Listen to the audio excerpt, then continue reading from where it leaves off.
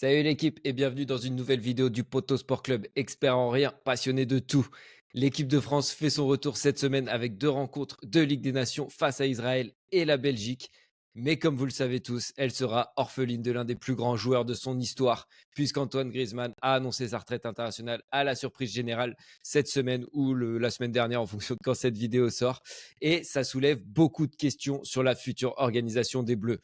Première fois en 10 ans que Grisou ne figure pas dans la liste de Didier Deschamps.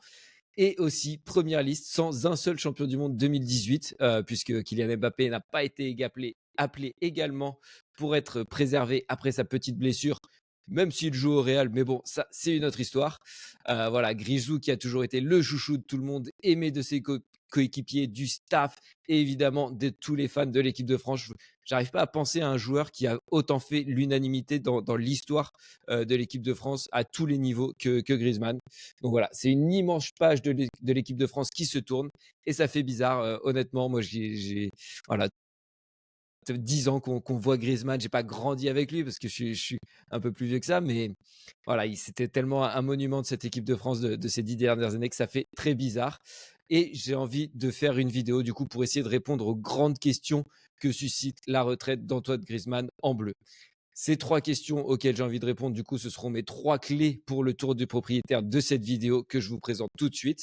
Du coup, la première question, quel système et surtout animation Deschamps va-t-il mettre en place sans son maître à jouer Antoine Griezmann? Deuxième clé de ce tour du propriétaire, quel joueur a le profil pour remplacer Griezmann? Deschamps l'a déclaré lui-même, impossible de le remplacer poste par poste. Donc voilà, on va quand même essayer de voir quels joueurs peuvent coller le mieux à ce rôle.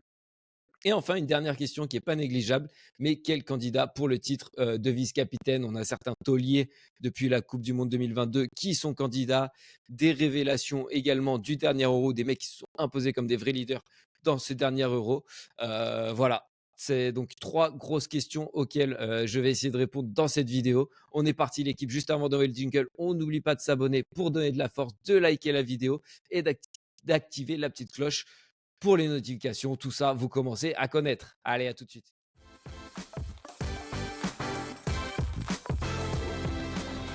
C'est parti. Avant de se lancer du coup sur ces trois questions clés de la retraite d'Antoine Griezmann, j'ai quand même envie de revenir très très rapidement parce que je pense que vous l'avez déjà pas mal vu passer sur sa carrière en bleu. Donc en termes de palmarès, c'est énorme. Finale de l'Euro 2016, Coupe du Monde, vainqueur de la Coupe du Monde 2018, qui est l'apogée de sa carrière en bleu, vraiment où il est énorme. Une victoire aussi en Ligue des Nations en 2020 ou 21 qu'on a tendance à oublier. En termes de sélection, c'est le troisième plus capé de l'équipe de France ex aequo avec Olivier Giroud et 137 sélections dont 84 consécutives, on en avait beaucoup parlé à l'époque, seulement derrière Hugo Lloris et Lilian Thuram. En termes de statistiques, 44 buts, ce qui fait le quatrième meilleur buteur de l'histoire de l'équipe de France et 30 passes décisives, premier et dans cet exercice, mais pas pour longtemps, puisque Kylian Mbappé est seulement à une longueur de Antoine Griezmann. Mais au-delà des stats qui ne veulent pas forcément dire grand-chose avec le nombre de matchs qu'il y a aujourd'hui, donc ça peut faire beaucoup gonfler ces stats-là. Qu'est-ce qu'il a porté en bleu? Tout d'abord, c'était un leader technique sur le terrain, en termes de qualité de passe, de frappe, de vision et orientation du jeu, de conservation du ballon. C'était un élément très important et c'est pour ça qu'il a eu une constance aussi impressionnante en bleu. Il y avait cette contribution défensive également qui lui était propre, qu'il a fait beaucoup, dont tout le monde a beaucoup parlé sur Antoine Griezmann pendant sa carrière en bleu. Un leader dans l'état d'esprit, même s'il n'a jamais eu le brassard, enfin il l'a porté quelques fois, mais pas premier capitaine, et un gros mental. Il représentait un peu cette équipe de France 2018, où avec Pogba, c'était la bonne humeur, l'état d'esprit. Voilà, ça représentait le changement de l'équipe de France comparé aux années Nice Now, aux années Laurent Blanc, etc., où c'était une équipe de France un peu qui paraissait un peu plus antipathique. Voilà, adoré de tous, authentique en conférence de presse. Il a eu plusieurs périodes, Grisou, dans cette plusieurs vies, j'ai envie de dire, pendant sa carrière en équipe de France, 2014-2016, où là, c'est vraiment le petit jeune qui débarque, où il incarne le renouveau de l'EDF, où il joue plutôt sur un côté d'ailleurs à ce moment-là, avant de vraiment prendre les rênes pendant la période 2016-2018, où pour moi, c'est le meilleur Grisou qu'on ait connu en bleu, repositionné en 10 au cours de l'Euro, en soutien de Giroud pendant l'Euro 2016. Il me semble que c'est contre l'Irlande que Deschamps fait ce changement de tactique pendant le match. Ensuite, on a la période 2020-2022 où c'est un peu voilà, le retour de Karim Benzema, une adaptation, comment on fait jouer les trois monstres de l'attaque, Griezmann, Mbappé et Benzema. C'est peut-être lui qui en a souffert le plus et qu'on a un peu plus sacrifié.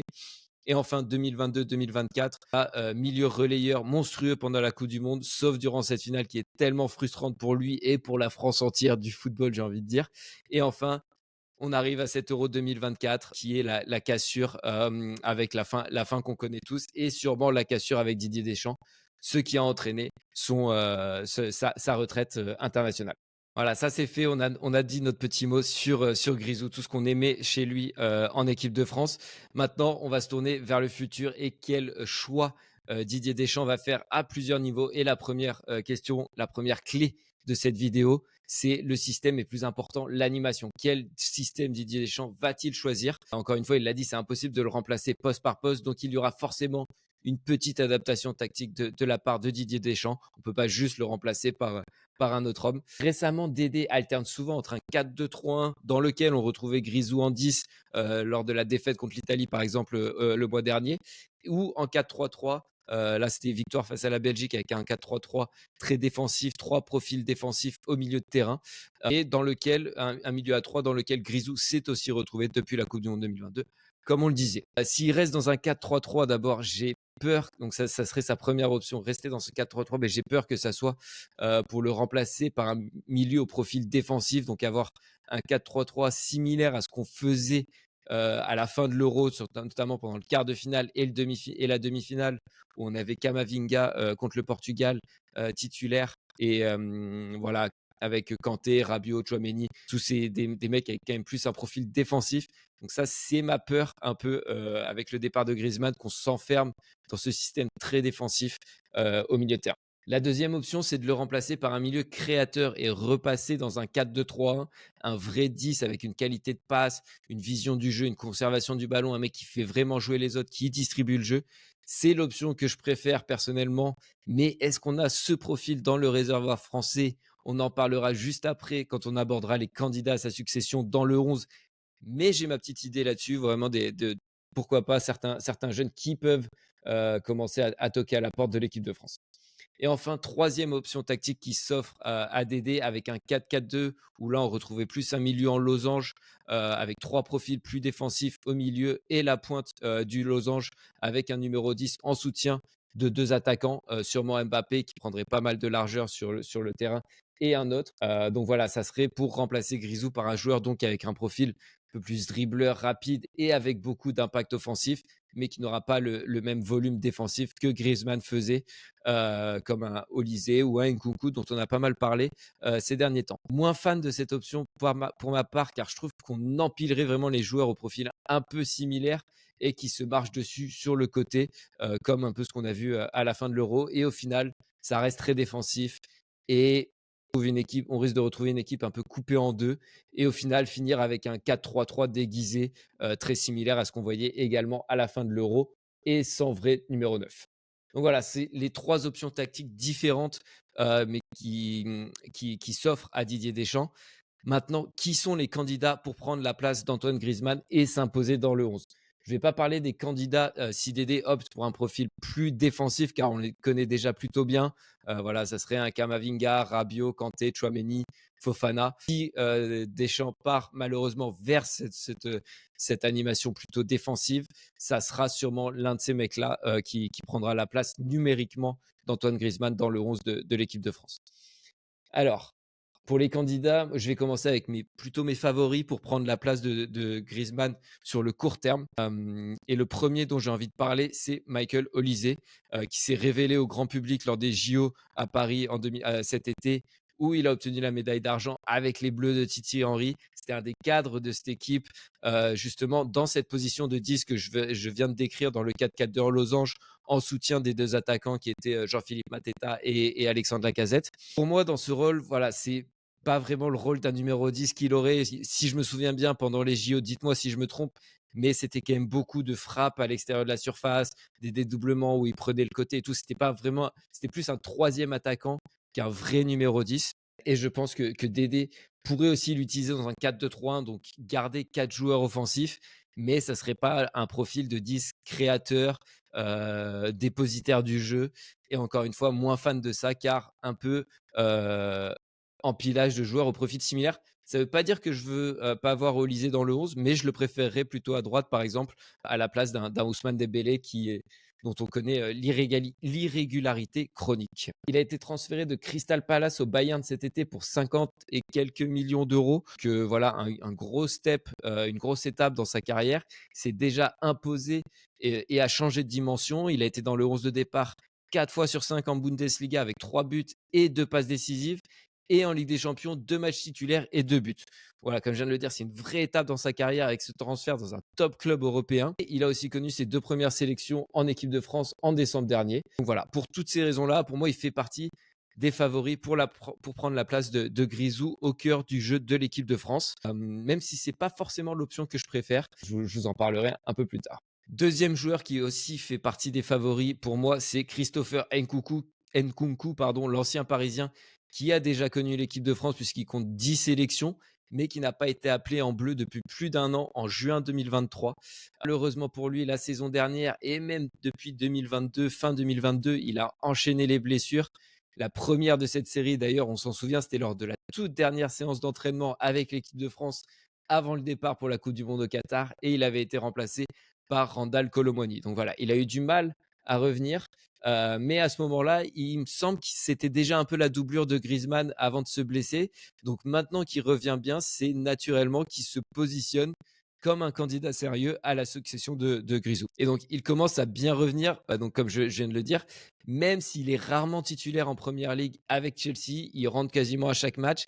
Et surtout, il a déjà marqué 10 buts, toutes compétitions confondues. Alors, ça inclut la Conference League et les barrages également. Chelsea a dû passer par ces barrages pour se qualifier pour l'Europa League Conférence.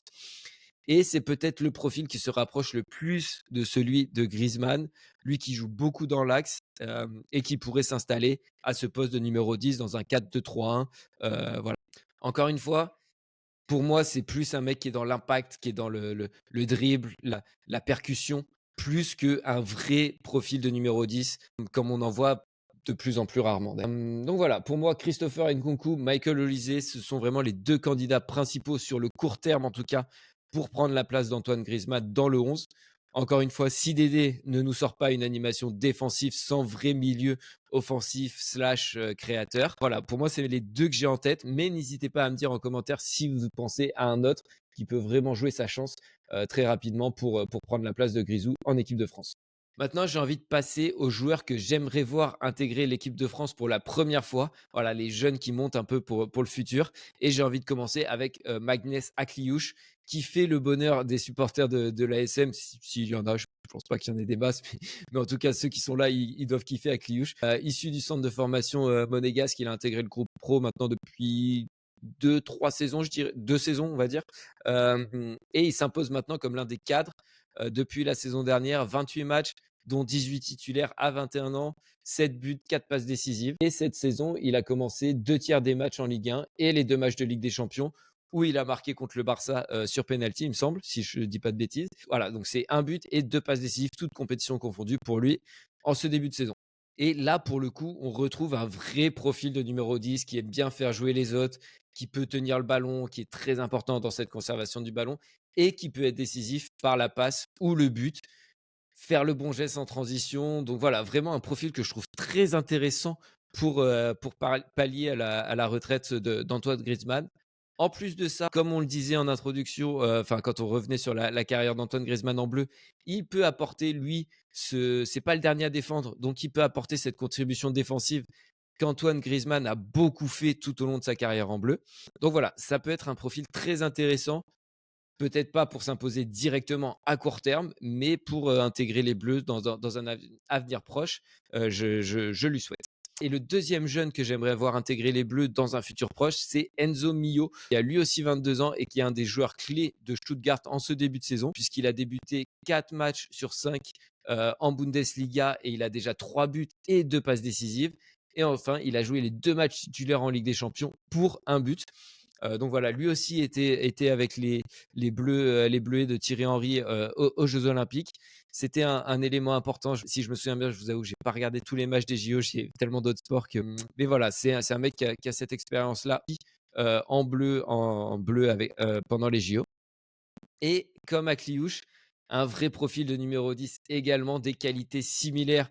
Donc voilà, je ne vais pas vous redire ce que je viens de dire sur Akliouche, mais pareil, dans la passe, le dribble, le jeu dans les petits espaces, conservation du ballon, c'est quelqu'un qui est très intéressant. Et comme on vient de le dire dans ses stats, il sait aussi se montrer décisif, que ce soit par la passe ou par le but. Également, un profil très intéressant. Après, vu qu'ils ont un profil similaire, je pense que ça sera plutôt l'un ou l'autre. Les 2 ensemble, ça va être compliqué, donc ça serait bien de tester les 2 assez rapidement. Je pense qu'ils sont encore un peu jeunes et qu'ils manquent d'expérience pour s'imposer encore une fois à court terme dans le 11. Ils ont jamais été sélectionnés, ils ont jamais été appelés, donc voilà, pour en faire des candidats directs dans le 11, ça me semble quand même, un peu fort de café. Heu, c'est horrible comme expression. Mais voilà, j'adorerais les voir appelés dans les prochains rassemblements et commencer à s'habituer au groupe bleu. S'ils continuent sur leur lancée cette saison, ils peuvent vraiment y prétendre dans les prochains mois. Et surtout, s'il y a un manque de créativité avec le départ de Griezmann, ce qui a été un problème à l'Euro, on l'a vu, et une équipe coupée en deux. Donc je pense que c'est vraiment deux joueurs qui peuvent faire le lien entre ce milieu et cette attaque de l'équipe de France et distribuer des bons ballons aux flèches qu'on a devant. En plus de ça, avec l'optique de la Coupe du monde aux US dans 1 an et demi maintenant, ouais, presque 2 ans, je pense que c'est important d'en intégrer au moins un des deux assez tôt pour qu'ils s'acclimatent à tout ça, à cette ambiance de l'équipe de France et pourquoi pas devenir un taulier, un des cadres de l'équipe de France en 2026. On ne sait pas. Ça peut être un de ces jeunes qui, au final, vient se révéler et prend ce rôle de numéro 10 créateur que Griezmann a endossé pendant toutes ces années en bleu et qui nous manque cruellement. On l'a vu à l'Euro quand il n'était pas à son top. Et bah, ça nous a cruellement manqué. On avait une équipe coupée en deux. On était dans les phases de transition pour distribuer des bons ballons à nos attaquants. Ça a été compliqué. Et il manquait un peu cette présence dans la surface, ou ce mec qui va arriver en deuxième rideau d'un peu plus loin pour reprendre des centres en retrait de nos attaquants, etc. Donc je pense que ces deux-là peuvent vraiment être très très intéressants à intégrer avant la Coupe du Monde 2026. Voilà, dites-moi en commentaire si vous pensez qu'un de ces deux-là peut s'imposer en bleu pour cette Coupe du Monde. Et enfin, j'ai envie de passer très rapidement sur quelques autres noms que j'ai vu passer, mais auxquels je crois beaucoup moins, pour être honnête. Le premier, c'est Florian Thauvin, Flotov. Bon, j'ai rien contre lui, mais je pense qu'honnêtement, sa carrière en bleu est finie aujourd'hui. Même s'il revient bien en Serie A avec l'Udinese, bon, ça reste l'Udinese. Déjà, c'est pas non plus un top club de Serie A. Et ça serait dommageable pour le DF de partir sur un ancien comme lui, avec tout le respect que je lui dois. Mais je pense qu'à 31 ans, c'est pas sur lui qu'on construira le futur de l'équipe de France. Donc voilà. Puis même, je profile. Pour moi, c'est plus un joueur de côté que vraiment un joueur dans le cœur du jeu. On a Ryan Cherki aussi, le Lyonnais, dont on a pas mal entendu, alors qu'il a connu une saison dernière un peu compliquée, que ce soit avec les supporters, que ce soit dans beaucoup de choses, dans l'attitude, etc. Mais il fait plutôt un début de saison correct. Il n'est pas titulaire indiscutable avec Lyon, mais quand il rentre, il fait plutôt des bonnes choses. Mais bon, c'est encore un peu juste pour moi pour prétendre à une place en équipe de France. Et enfin, le dernier nom que j'avais vu circuler, c'est Désiré Doué. Pareil, pour moi, c'est encore un peu tôt. Il ne s'est pas encore imposé à Paris. On a vu en Ligue des Champions la semaine dernière contre Arsenal qu'il était encore un peu tendre pour le très très haut niveau, même si toute l'équipe de Luis Enrique a été assez nulle ce soir-là. Voilà, il n'est pas ressorti, il n'a pas surnagé.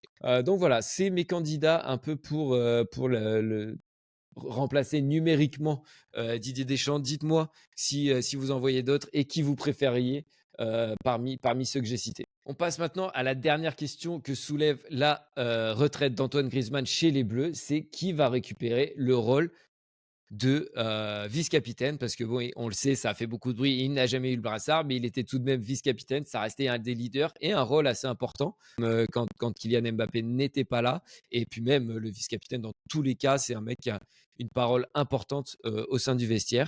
Donc voilà, c'est un rôle très important qu'il ne faut pas négliger. Dédé a été interrogé là-dessus en conférence de presse, mais il n'a pas voulu répondre, puisqu'en plus sur ce rassemblement-là, vu que Kylian Mbappé n'a pas été appelé, ce sera tout simplement le capitaine. Donc au moins, on sera fixé assez rapidement sur qui sera le vice-capitaine, puisque ça sera sûrement le capitaine élu, à moins que Kanté revienne, mais bon, ce sera sûrement le capitaine qui est là pour ce rassemblement. Pour moi, il y a 2 options un peu pour Deschamps. Soit un des mecs qui est un cadre depuis la coupe du monde 2022, je vais citer 3 noms là, ou alors un des joueurs qui se sont imposés comme des leaders lors du dernier Euro, et je pense à 2 mecs en particulier. Parmi les cadres depuis la coupe du monde 2022, on a Théo Hernandez qui est un très bon candidat pour moi. Il est capitaine au Milan AC, il a ce côté grinta pour inspirer ses partenaires et emmener un peu tout le monde derrière lui. Et c'est un des joueurs les plus utilisés par Didier Deschamps depuis la coupe du monde 2022. Donc pour moi, il fait partie des favoris pour reprendre ce rôle. Deuxième option pour Deschamps parmi ces cadres qui sont là, voilà, depuis la Coupe du Monde 2022 ou avant, j'ai envie de dire, et N'Golo Kanté. Donc ce ne sera pas pour ce rassemblement-là, il n'a pas été appelé, mais il l'a déjà été, et récemment face à la Belgique lors du tout simplement le dernier match des Bleus en septembre. Il est adoré par tout le monde, par les coéquipiers, le staff, le public. Donc une option envisageable pour Dédé, pour Didier Deschamps, mais pas le meilleur choix pour moi. Je l'adore, c'est un de mes joueurs préférés, mais pas forcément le caractère pour ça, un peu trop gentil à mon goût pour ce rôle et un peu trop réservé. Enfin, Tchouaméni, je pense que Dédé l'aime beaucoup et c'est un des joueurs avec un fort caractère également, mais pas aussi régulier qu'un Théo Hernandez par exemple, un petit peu plus souvent blessé et même dans la performance, un peu plus irrégulier que Théo Hernandez. Il y a aussi des joueurs du coup qui se sont imposés comme des leaders lors du dernier Euro, et je pense voilà à 2 mecs en particulier comme je vous l'ai dit. Le premier c'est William Saliba qui a peut-être été le meilleur joueur côté bleu de l'Euro. Il commence aussi à avoir une grosse expérience à Arsenal et c'est un des leaders des Gunners. Et puis j'aime bien avoir un défenseur central en tant que capitaine. Je trouve que c'est toujours des leaders incroyables. Je sais pas pourquoi quand je dis ça, mais j'ai John Terry qui me vient directement en tête, ou Marcel Desailly à l'époque, Vidic, enfin je sais pas, Sergio Ramos, ça fait que des mecs de ouf, Puyol, voilà, c'est que des mecs de ouf à chaque fois et des mecs très très solides. Donc pourquoi pas installer William Saliba comme vice-capitaine de notre équipe de France. Et enfin, le deuxième joueur qui a été monstrueux lors de l'Euro, c'est évidemment Mike Maignan, lui aussi un leader naturel, je pense, qui dans le vestiaire ne va pas hésiter à prendre la parole et sera écouté par ses coéquipiers quand il le fera. Ça a l'air d'être un mec intelligent mais qui a des idées assez arrêtées sur pas mal de choses et qui démord pas de certains principes et de certaines valeurs. Et ça, je trouve ça hyper intéressant dans un rôle de capitaine, qui est un mec qui a un peu plus la tête sur les épaules qu'un Kylian Mbappé, par exemple, tu vois, qui a plus ce côté capitaine pour moi que Kylian. Après, un peu moins fan d'avoir un gardien capitaine comme on l'a vu avec Lloris pendant longtemps. Je pense que c'est bien aussi d'avoir un mec au cœur du jeu et qui puisse parler à ses coéquipiers plus facilement. Donc voilà, selon moi, parmi ces mecs-là, on aura notre futur vice-capitaine, même si je pense que Théo Hernandez part avec une toute petite longueur d'avance, mais Saliba, Tchouaméni ou Maignan peuvent aussi y prétendre, selon moi. Voilà l'équipe, c'est la fin de cette vidéo sur la succession d'Antoine Griezmann en équipe de France. Beaucoup de questions que cela soulève dans le jeu, dans le leadership, car on connaît tous l'importance immense qu'avait Antoine Griezmann en bleu. Grisou, tu vas nous manquer. Envoyez les likes, envoyez les pouces en l'air sur cette vidéo pour Grisou, pour lui rendre un bel hommage. Et on n'oublie pas de s'abonner au Poto Sport Club, expert en rien, passionné de tout. J'espère que ça vous a plu. Ciao l'équipe.